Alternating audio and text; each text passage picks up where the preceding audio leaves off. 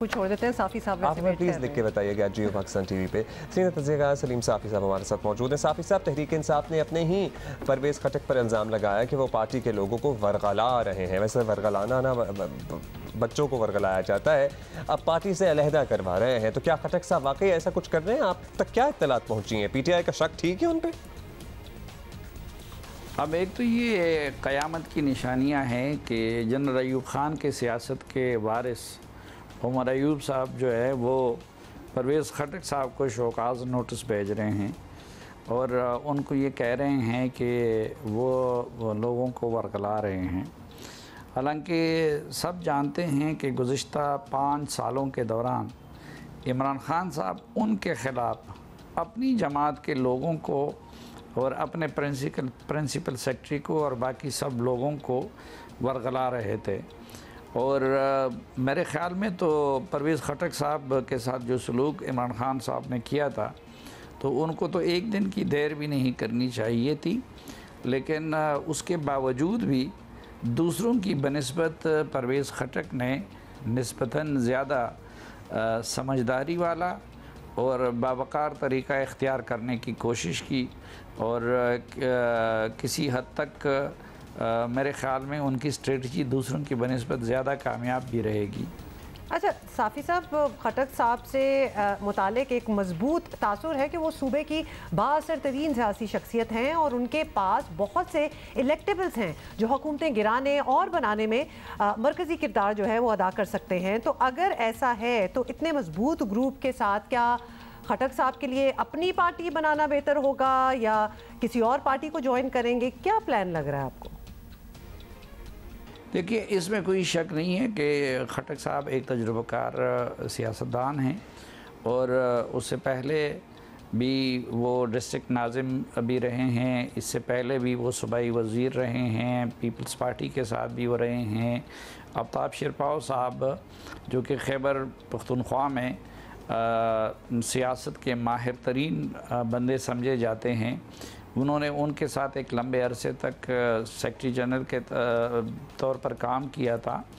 तो वो जिस तरह शहबाज शरीफ साहब तकरीर अच्छी नहीं कर सकते लेकिन एडमिनिस्ट्रेशन उनकी मशहूर है, इसी तरह परवेज़ खटक साहब अच्छे मुक़र्रिर नहीं हैं या तकरीर और गुफ्तगू ज़्यादा वो नहीं कर सकते, लेकिन वो सियासी चालों को बेहतर समझते हैं।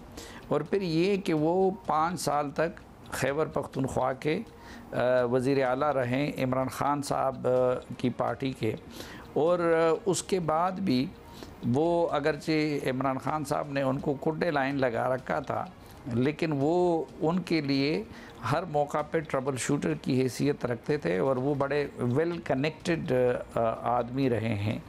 तो इस वक्त भी खैबर पख्तूनख्वा में मेरी मालूमात के मुताबिक PTI के ज़्यादातर जो इलेक्टेबल्स हैं वो उनके गिर्द जमा हो गए हैं और अभी परवेज़ खटक साहब ने ये फ़ैसला करना है कि वो किस पार्टी में जाएं या अपना ग्रुप बनाएं। तो बहुत से फैसले होना बाकी हैं।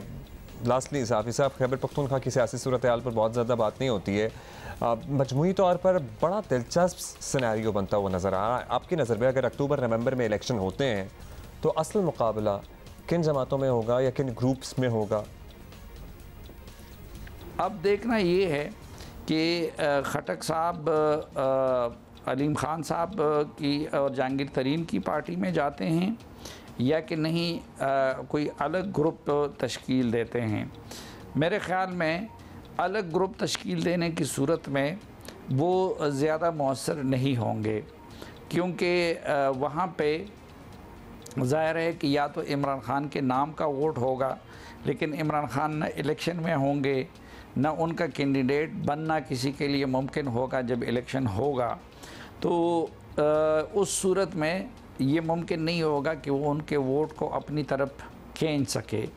अलबत्ता अगर एक मुतबादिल पार्टी बन गई और ये लोग उसमें कामयाब हो गए तो कुछ ना कुछ इनको फिर वोट मिल सकता है अपने बयानिए का भी। जहाँ तक मौसर ताकतों का ताल्लुक़ है तो खैबर पख्तूनख्वा में इस वक्त अवामी नेशनल पार्टी भी एक मौसर ताकत है और उन्होंने काम भी बहुत किया है और उसके साथ साथ बाज़ पॉकेट्स जो है मसलन हज़ारा वग़ैरह में वहाँ पे मुस्लिम लीग नून के भी हैं और इसी तरह दीर वग़ैरह में जमात इस्लामी के पॉकेट्स हैं और JUI एक मौसर जमात थी और उससे पहले तो किसी ज़माने में ये अंदाज़ा लगता था पोजीशन के दिनों में कि शायद JUI ही लीडिंग पोजीशन में आएगी, लेकिन उनके गवर्नर की जो परफॉर्मेंस रही और फिर निगरान हुकूमत तो अमलन JUI की हुकूमत है और मरकज़ में भी फिर उनके वज़रा की जो कारकर्दगी रही, तो उसकी वजह से JUI का ग्राफ बहुत नीचे गया है और लोग उससे मुतनफ़िर हुए हैं और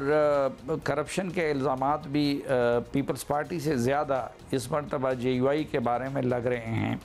तो अगर उसने उसको मुतासिर नहीं किया, इसी तरह जो पख्तून बेल्ट है उसमें मेरे ख़्याल में जो मंजूर पश्तीन की के जो फॉलोअर्स हैं वो भी एक असर डालेंगे और देखना ये है कि वो अपने वोटर्स का टिल्ट किस तरफ रखते हैं, क्योंकि वो ख़ुद एक सियासी जमात तो नहीं है और उसमें हिस्सेदार इलेक्शन में हिस्सा नहीं लेंगे। तो इन मल्टीपल फैक्टर्स के नतीजे में ही खैबर पख्तूनख्वा के इलेक्शन का कोई रिज़ल्ट बरामद होगा। ये तो बहुत सारे फैक्टर आपने गिनवा दिए हैं। लेट्स सी वक्त आता है तो कौन कौन से फैक्टर इसमें होते हैं उस वक्त तक इन्वॉल्व या फिर कौन से फैक्टर माइनस हो सकते हैं।